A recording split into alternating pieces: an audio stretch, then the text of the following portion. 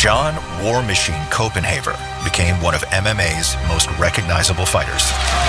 War Machine throwing some bombs. I just thought he had so much potential. I thought Jon was a star in the making.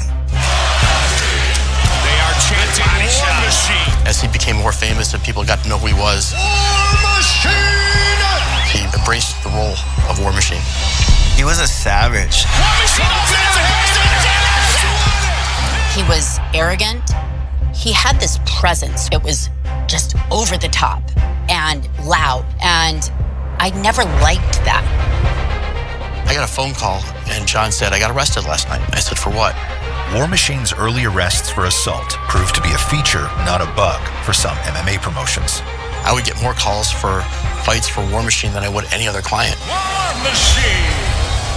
And then, boom, the reports come out of this horrific incident. An MMA fighter who goes by the name War Machine is on the run after he allegedly beat up his ex-girlfriend. They heard screaming, and it sounded like furniture was being thrown around. Several agencies, including the U.S. Marshals, assisted in the arrest. I didn't believe what I was reading and hearing. But almost everyone else in the sport isn't surprised. Damn, I saw this shit coming. And as a friend, maybe I could have done something.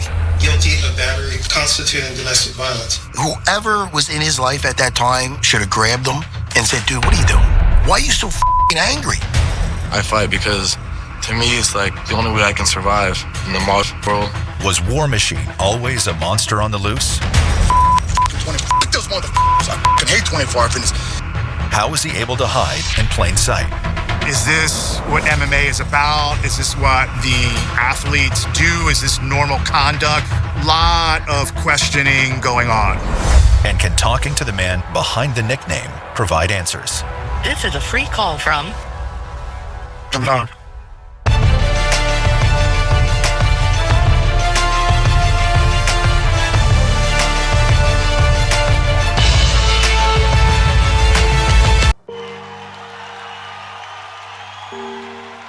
The fighter known as War Machine was not always destined to spend his life in a cage.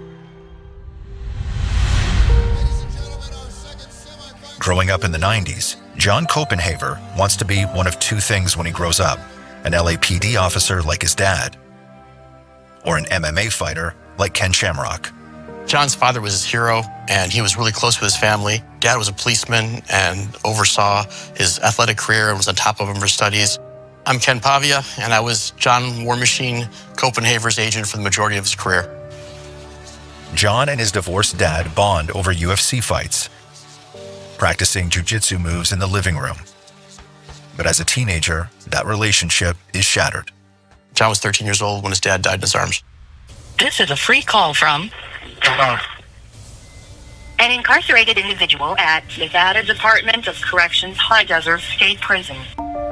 From the Nevada prison where he's serving a life sentence, Jon recounts what happened. We had just actually returned from a water skiing trip on the Colorado River, and my dad's on the bed, and his chest was heaving, and I just kind of, I jumped up on the bed and was trying to wake him up, and his eyes popped open, and then, he stopped breathing, and then I had to, I had to pull him off the bed, and call 911, and I, was doing my best to do CPR, and I just fell apart crying. When his dad passed, the family fell apart. Jon is forced to move in with his mother and stepfather.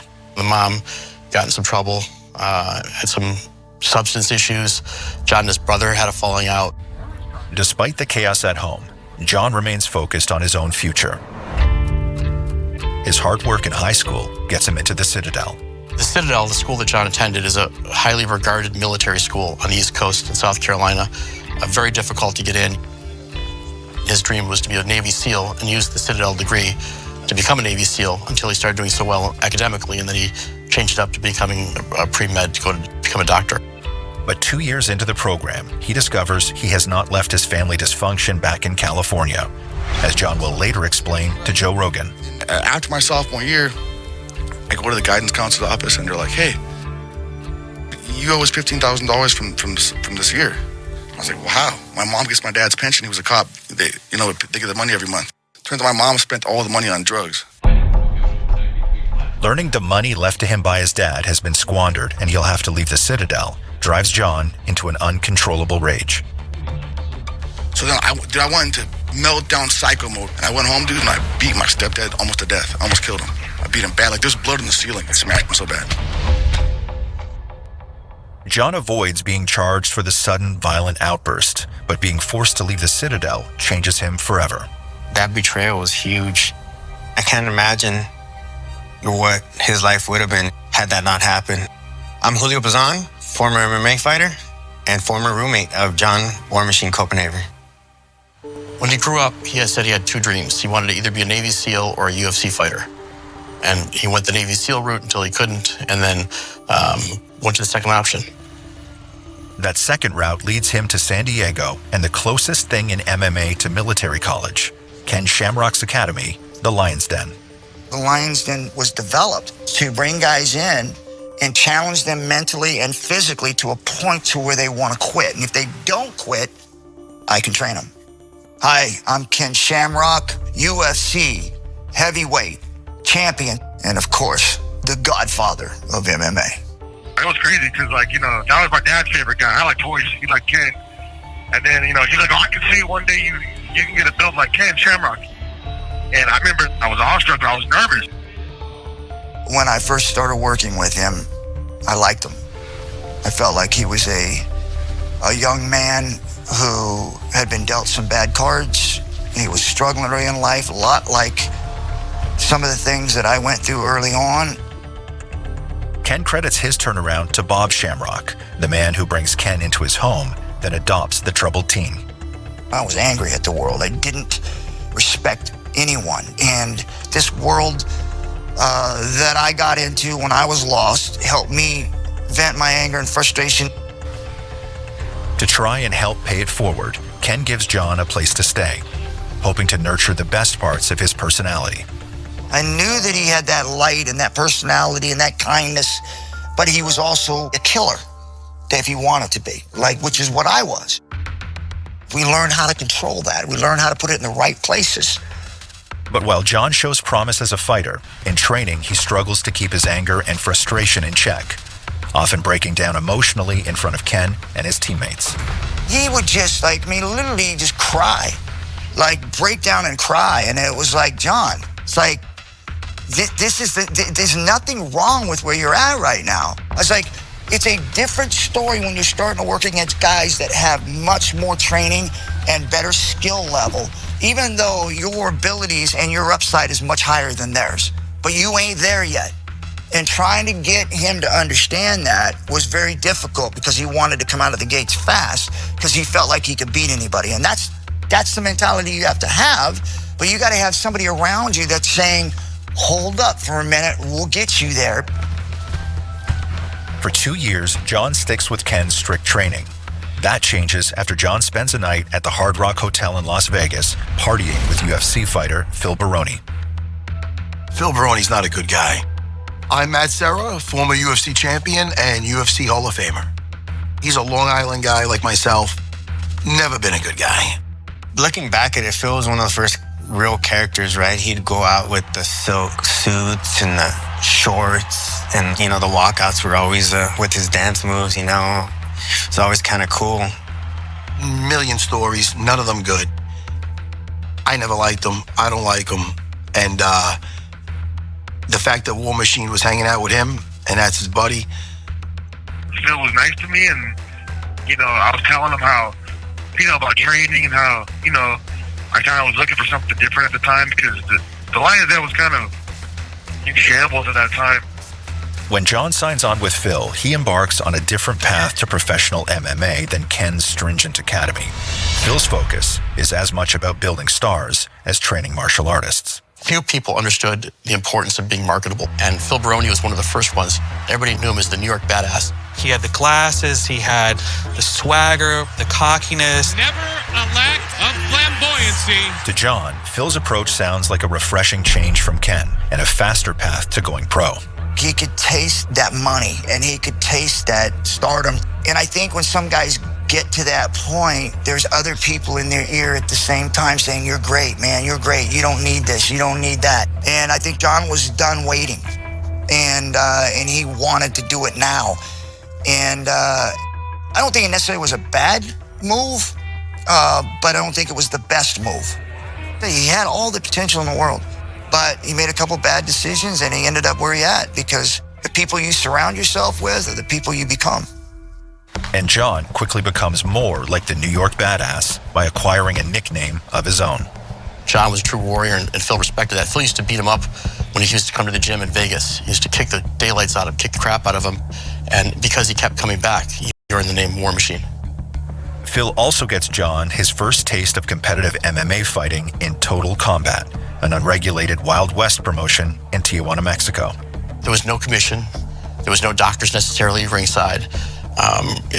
Everybody's kind of in one room for the locker room, and it was gangster. It was a little bit ghetto, but it was ground roots, you know, and if you go down to TJ and get a couple wins, your record looks better. And Jon does just that by putting together a string of impressive wins. He was a savage. He was a solid kickboxer that had extremely hard leg kicks. And he wins fans with the swagger and bad boy antics he learns from Phil. Everybody there was yelling out War Machine. I was like, damn, this is a movement. This is kind of cool. But as his local celebrity status grows, the darker, angrier parts of Jon's personality also begin to flourish. I mean, if you saw how Jon lived his life, he was a war machine, you know? You didn't want to have beef with him at a stoplight. You didn't want to bump into him, go walk into the bathroom at a restaurant, or any situation, right? He was not going to take anything from anybody, and he never did. After being nicknamed War Machine by his mentor Phil Baroni, Jon Koppenhaver finds early success fighting in gritty Tijuana clubs. Jon memorializes his cultivated tough guy persona by getting tattoos to reflect who he wants to be in the cage. I think he got the grenade and a couple other things as a result of the nickname. He gravitated towards it because as he became more famous and people got to know who he was, he embraced the role of War Machine. While the recognition might be good for Jon's career, his longtime agent finds this new persona concerning. I worried about Jon Koppenhaver all the time. He was always on the verge of something bad happening. Jon was always one step away from it. He's also just a step away from his first big break in the MMA world. After another fighter gets injured, the UFC brings Jon in as his replacement on the 6th season of the Ultimate Fighter reality show, with its chance at a UFC contract. So I was excited for him. I was like, this is going to be it. This is going to be his stepping stone. But when he starts training on the show with former UFC champion Matt Serra, the frustration and insecurity that worried Ken Shamrock starts to reveal itself.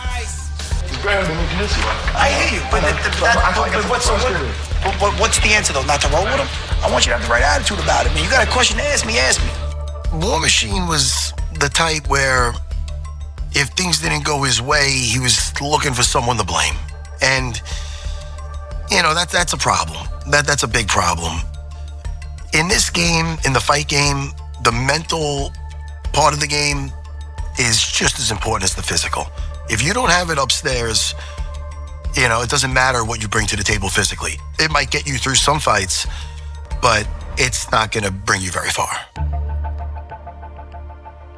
On The Ultimate Fighter, Jon reveals what drives his anger, helping to make him a sympathetic character on the show. I fight because, to me, it's like the only way I can survive in the modern world. I don't have anything. I don't have a dad, a mom. I don't have, no one really cares about me. People actually love the emotional part of the show from him. He's somebody to root for, you know? My dad was like in his bed, like breathing all crazy, bro. I was like, what the f? Then he just stopped. Dude, I like pull him off the bed, like give him CPR, dude. You? Yeah. How old were you? 13. No way. Sucked, dude. You got somebody that had the toughest of the toughest, and he's gonna make it, you know? And he's not scared to show his feelings, and it just, you know, made him real. It made him real. The Ultimate Fighter was his platform. The Ultimate Fighter was getting really good ratings at the time. A lot of people were watching it, and The Ultimate Fighter made Jon mainstream. The show also seems to help make Jon more receptive to training, something his team's coach starts to notice. Awesome, War. Awesome. Beautiful, bro. Doing good, War. You're growing on me, War. Kind of like a ringworm, but you're growing on me. John's also growing on the audience. So even after he loses his first fight, the producers offer him a chance to compete in the finale. The catch, he'll fight castmate and friend, Jared Rollins. Jared actually was a close friend of his, and he had mixed feelings about fighting his friend. I mean, we were even hanging out after the show, so when we got that call, it was bittersweet, because it's like, oh, like I gotta fight J-Rock, I wanna fight J-Rock, you know what I mean? But then, it's a second chance. After 4 years of training and fighting in low-rent Tijuana clubs, Jon now has a second chance to fight in the UFC. So he had worked so hard for that. And Jared was a tough guy, and we knew that going in there. But it really felt like that fight was what we were working for, you know? Set to begin. What started in the house and will be finished here inside the octagon. Oh, it was a wild one.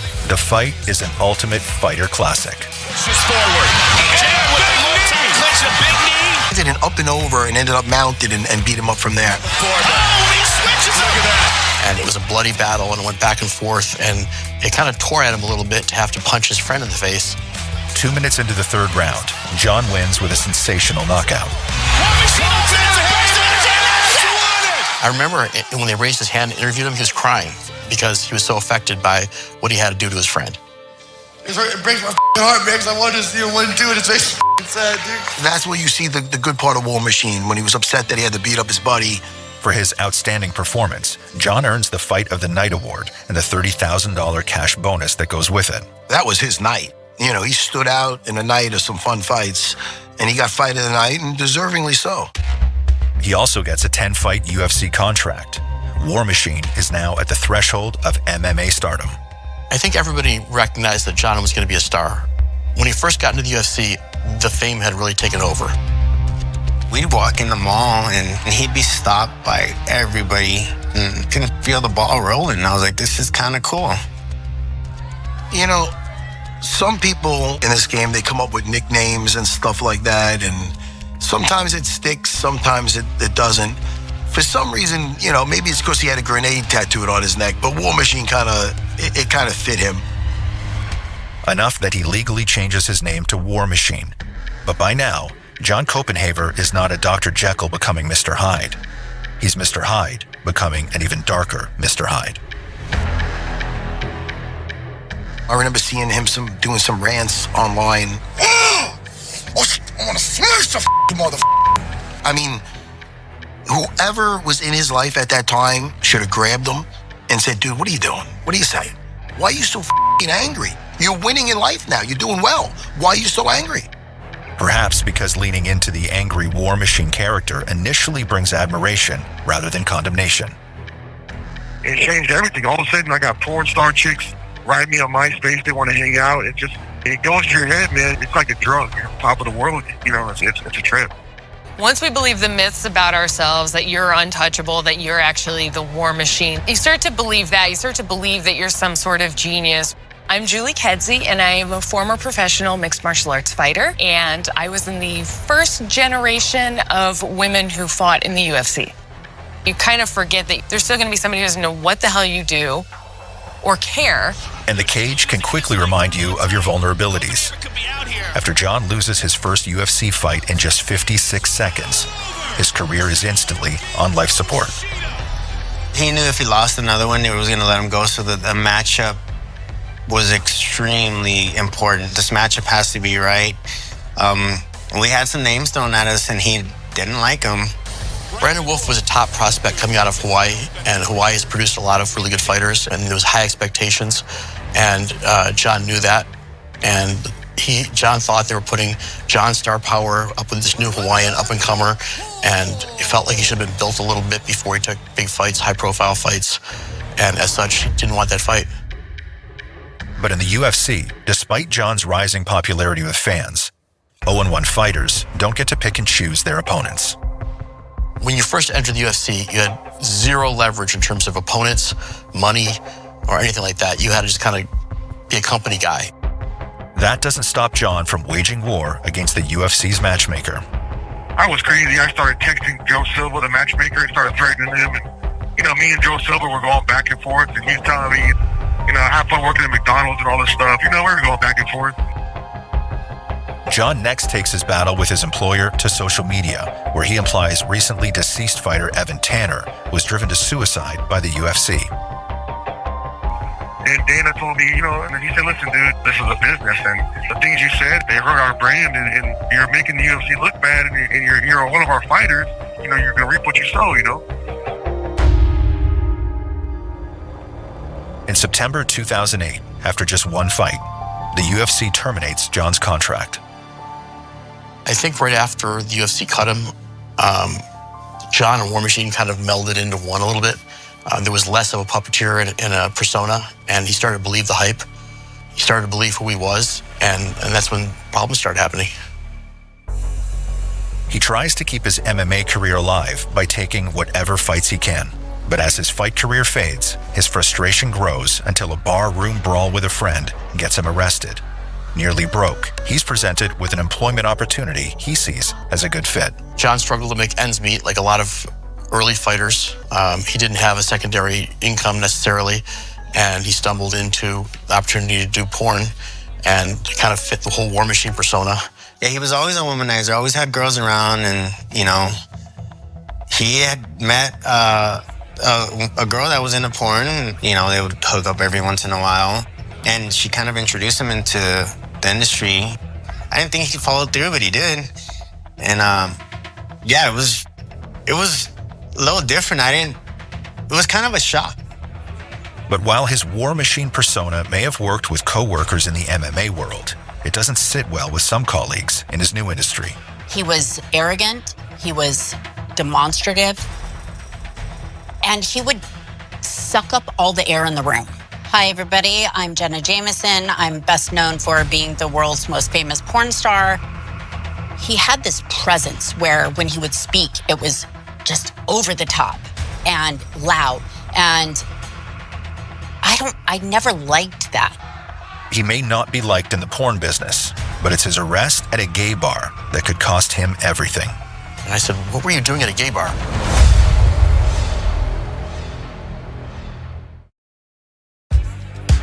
With his part-time job acting in porn not earning him enough to pay the bills, Jon Koppenhaver tries to make some quick cash working at a gay bar. I got a phone call, and Jon said, I got arrested last night. I said, for what? And he said, well, I got in a fight at a gay bar. And I said, what were you doing at a gay bar? And he said, bottle service. I go, what are you talking about? And he said, I got to wear chaps, and I get to serve champagne to rich gay guys, and I'm making $1,000, $2,000 a night. He said, I'm not gay. For me, it was a great place to meet chicks. Like, gay bars were the best place to meet girls. You know what I mean? Because all the gay guys bring their girlfriends with them. But not every woman in a gay bar is looking to have a straight man hit on her. When a bouncer asks Jon to leave the women alone, he explodes. And I said, well, how'd you get arrested? And he said, as I was leaving, he said to me, hey, we're getting complaints because girls are coming in to not go to clubs, not be hit on by guys, and they're saying that you're hitting on them. And I'm getting complaints. And Jon said, well, maybe I am, maybe I'm not, but what are you going to do about it? And the bouncer advanced towards him, and Jon said, I don't know if he can fight or not. He looked tough, and I wasn't going to wait and find out, so I hit him. And I dropped him. When Jon goes to court for the incident, the prosecution brings forward a slate of past charges, the majority involving fighting and violence. The judge sentences Jon to a year in prison. It was tough, having him go away for some dumb shit that he didn't have to do. It's always so unnecessary, but I'll never forget when he told me, he was like, if I get locked up for a long time, forget about me. He said, because I'm not going to be the same person. He said, I'm going to change. Before he's locked up, Jon takes to Twitter to criticize the judge and the legal system, announcing that War Machine will always be back. He was, saying crazy things, just almost as if he was intentionally trying to be controversial to get as much attention as he could. It works. Jon's 12 months behind bars gain him street cred with his online followers and sports media. Just about everything that he posted seemed to get play with the MMA media. They were just eating it up. By the time he completes his sentence in 2011, MMA promotions see an opportunity to cash in on War Machine's notoriety. I think that the prison sentence and the legal problems just enhanced his image and his persona. I would get more calls for fights for War Machine than I would any other client. And if you're a small show in Montreal or in Sweden or in Mexico, you want promotion, you want publicity. And if you were able to book War Machine, you'd get 200% more phone calls from media for a small show that would never be noticed. Bellator, the MMA promotion that just signed a deal to replace the UFC on Spike TV, is also interested in capitalizing on the buzz around War Machine. I remember when word that War Machine's release from jail was imminent, they were all over me, and they offered him a contract significantly bigger than entry-level guys, and they really, really wanted him because every hero needs a bad guy, and there has to be a villain for a good story, and War Machine was a high-profile villain. But inside Bellator, one executive, Sam Kaplan, is concerned about signing him.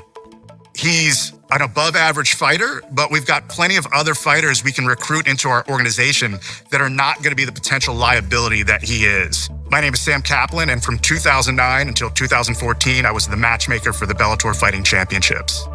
There is that constant pressure for ratings. It's like red meat feeding it to the lions. And sometimes, morals and a belief system doesn't apply. They'll just take the ratings any way they can get it. Over Sam's misgivings, Bellator leans into Jon's War Machine persona, shooting a Spike TV promo with Jon visiting his old prison. They also allow him to play the victim. He came at me. I'm a professional fighter, but I'm still a human. I felt that it was a distasteful practice how they presented it. I almost felt like they were glamorizing it. They were trying to portray him almost as like a political prisoner. And it's like, this is not Nelson Mandela. This was a guy that was a habitual line crosser and was tried and convicted. I think that there was a lot of equity built up for War Machine to the Spike TV audience, having come through the Ultimate Fighter pipeline. And that was the most recognizable name for them. While he prepares for his return to Spike TV, he also gets approached for a high-profile return to porn. He was approached by a major publication, and they said, would you do a photo shoot for us? And he demanded a number in terms of money, and they said yes. And he said, I got one other request. I could do it with Christy Mack, who at the time was probably the preeminent porn star, very famous. And they approached her, and she agreed to do it. As Christy later told Holly Randall, while she's apprehensive because of his reputation, Jon surprises her at the photo session.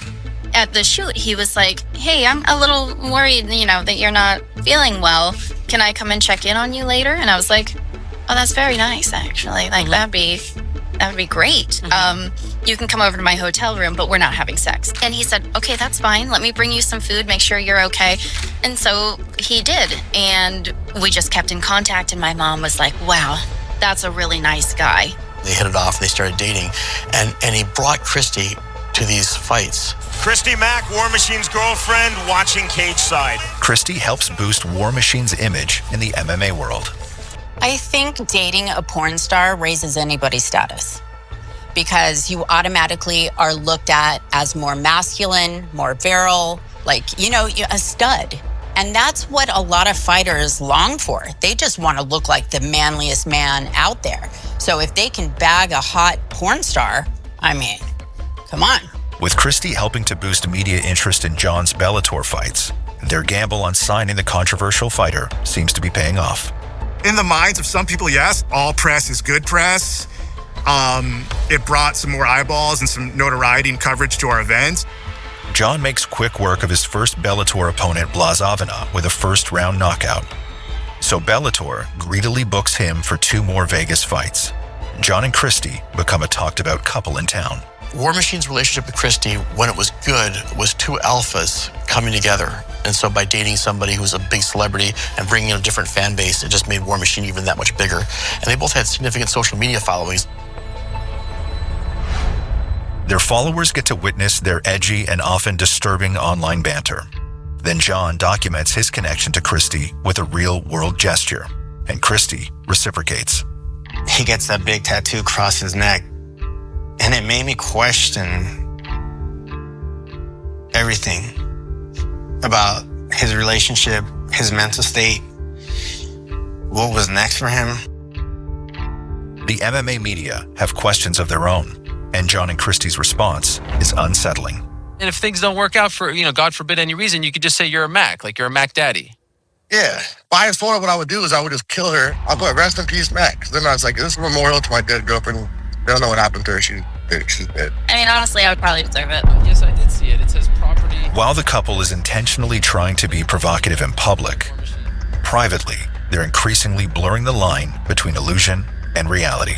You could tell that. They were on and off with each other. There were reports that they were getting physical in the media. They came over to the house. So Jon, Christy, Phil Roney, and his wife come over from have drinks. I remember when we were there, she had made a comment that was sexually inappropriate, I guess. I'm not sure what it was. Don't remember. But I remember him grabbing her by her hair. She had taken it as, like it was in a playful way. And he kind of knew this isn't the situation for it. He knew he was kind of at my house, didn't want to disrespect the house or anything. So he kind of addressed it in a playful way. I remember thinking, oh shit, this is not going to end well. I was very afraid of him. But I did make the decision to leave, and I started seeing another guy. I cut it off with him. And then, boom, the reports come out of this horrific incident. They say they heard screaming, and it sounded like furniture was being thrown around. Several agencies, including the U.S. Marshals, assisted in the arrest.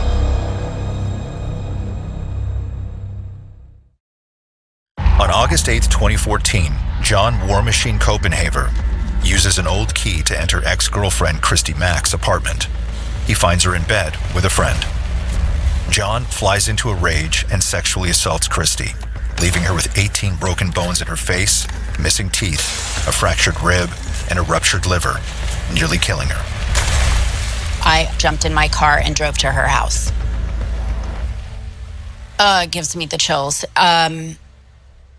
Obviously, she wasn't there, but there were a lot of people there, and everybody was so afraid for her. Everybody was scared that she wasn't going to make it. An MMA fighter who goes by the name War Machine is on the run after he allegedly beat up his ex-girlfriend, Christy Mack. I know Jon, and I know that he cared about Christy, and I didn't believe what I was reading and hearing. Damn, I saw this shit coming. And as a friend, maybe I could have done something. I don't know. I just felt bad. I felt bad, but also disgusted. Jon flees before police arrive, and for a week, despite a nationwide manhunt involving U.S. Marshals and the Department of Homeland Security, he evades arrest. I remember trying to track him down. It was a frenzy of media activity. It was like War Machine Watch. It was like, where's War Machine? The TMZs of the world, they were trying to put their cameras in front of any fighter or coach that had anything to do with him. He called me once while he was on the run. I was sick that whole week. I felt horrible. I didn't even know what to ask him. I didn't even want to be on the phone. I mean, after that phone call, we haven't spoken since. Julio doesn't reveal what Jon said on the call, but despite hiding from police, Jon continues to publicly tweet at Christy. Those messages offer a glimpse inside the controlling and abusive relationship many suspect was there from the start. Early on, I could just tell something was wrong. I could feel it. She would cower. Even though he wasn't doing anything in front of people, you could see she was very careful about her words. That is total abuse victim behavior. Even now, Jon still seems to somehow blame Christy for provoking his attack by not quitting porn back when they were still a couple. The real problems came in, her doing things like coming home with dried semen on her neck. You know what I mean? And where it was disrespectful to me in the sense of, I know what you do, but I told you, take a shower after work before you come home. They love bomb. They groom you.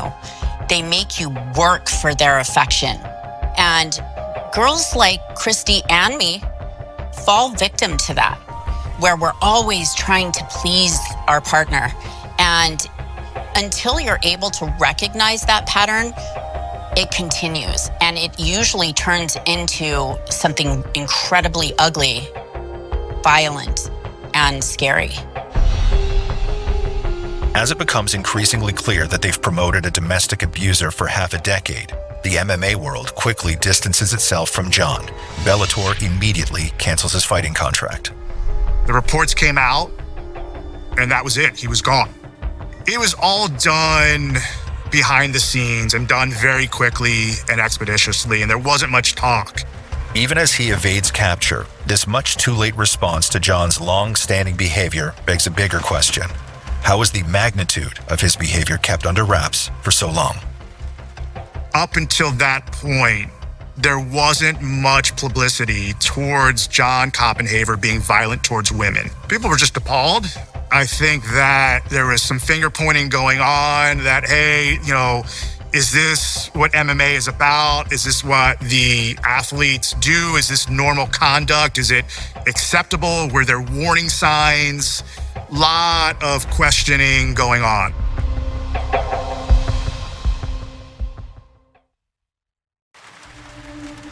On August 15th, 2014, 1 week after the Las Vegas attack, police used Jon Koppenhaver's tweets to trace his location and finally apprehend him over 300 miles away in Simi Valley, California. Witnesses tell me they saw police with their guns drawn and the MMA fighter in handcuffs. Koppenhaver will now be transferred back to Las Vegas, where he is facing a number of charges. In the 2 years before his trial, War Machine is still able to leverage his bad behavior. His Twitter followers start the Free War Machine movement, while others openly blame Christy for what happened by rationalizing Jon's actions. She wanted him to come over and find him. But I still think and the thrashing was more than she expected to happen. Maybe. Here's a woman trying to make sense of it, defending the War Machine. Jon supporters attacked Christy's credibility, many insisting that due to her profession, she reaped what she sowed. When this whole thing happened, it was in 2014, and that was a different day and age. I think that society as a whole at that time really looked down upon porn stars. They were saying maybe she deserved it. She's a porn star. They were victim blaming on every level, and that is so disgusting. At the trial, Jon and his legal team seem emboldened by the support, and his lawyer presents a defense only his Twitter followers could get behind. The attorney was basically saying that if you're a porn star, you're giving unilateral consent to anyone to do whatever they want to you. It was one of the most offensive, appalling criminal defenses that I can imagine. Christy refuses to be intimidated. The fact that Christy was able to go to court, get up on the stand, show her face, and explain exactly what happened to her took the most strength I think I've ever really seen. And she was able to express herself so eloquently. On the very public witness stand, Christy tells a harrowing story of brutal violence, one that starts with an attack on her friend. So they're both on the bed, and Corey's just laying down, and Jon just starts hitting him. Eventually, they start rolling around and fall to the floor. Jon then begins the vicious assault that comes close to ending Christy's life. I could taste blood in my mouth, so I knew I had been hit in the face. I remember waking up on the floor. I was laying on my back, and he was sitting next to me and going through my phone. Anytime he would see something that he didn't like someone I had followed on Instagram, he would hit me. I don't know how many times he hit me. He had a knife. It was one of my kitchen set knives. It was a black handle with silver rivets. And he would push it into my ear. He would push it into my hand. He sawed off my hair. He cut up all of my wigs because he always hated my wigs. He cut my head. Based on Christy's testimony and other physical evidence, the jury returns a verdict. We, the jury, in the above titled case, find the defendant, War Machine, a.k.a. Jonathan Koppenhaver, as follows. Count 1, guilty of battery constituting domestic violence. Jon Koppenhaver is found guilty on 29 felony counts, including kidnapping and sexual assault. The jury deadlocks on 2 attempted murder counts. He is sentenced to life in prison. I'm going to try not to be spicy, but I think that War Machine is exactly where he belongs. But good riddance, War Machine. 7 years into his sentence, Jon claims to see the error of his ways and is seeking an appeal. I hate the person that I was. I hate the way that I treated Christy. I hate the way that I treated people. I hate the way that I thought. I don't go to parole until I'm like 73 years old, so, if I don't win my appeal, then, that's a non-issue. I'm gonna be old or dead. But, prison sucks. It sucks in every way possible. But I deserve prison. I deserve hell even more. But I reconcile my life to the Lord, and He's the one that judges everyone. To steal the old phrase from Charlie Murphy from the Chappelle Show, he was a habitual line crosser. You keep putting yourself in that situation, it's hard to expect leniency and mercy. He's where he needs to be. Raping her multiple times during that encounter, breaking her bones, her ribs, lacerating her liver, multiple face fractures, allegedly going for a knife to try to really finish the job. You look at the pictures of Christy Mack, it's just a horrific beating. Outside the courtroom, the case shines a light on what critics perceive to be MMA's domestic violence problem. But Jon's sentencing is not the wake-up call that ends the problem. There's a lot of misogyny in this sport. We bathe in toxic masculinity in this sport. And eventually, stuff like this happens, and it's all the talk of the internet for a couple days, and then people move on. Major MMA promotions claim to have a zero-tolerance policy on domestic abuse. But since Jon's conviction, many top-level fighters have been accused of violence against women. In 2021, Jon Jones was charged with domestic battery against his fiancée. And in 2024, Conor McGregor was found liable for sexual assault. Jon's mentor, Phil Baroni, is charged with murdering his girlfriend in Mexico. Phil Baroni for what he did. These guys. But also, they're in a system that allowed them to get far enough for people not even to see that happening. As the UFC grew into this mainstream attraction, the UFC cared a lot less about stuff like that.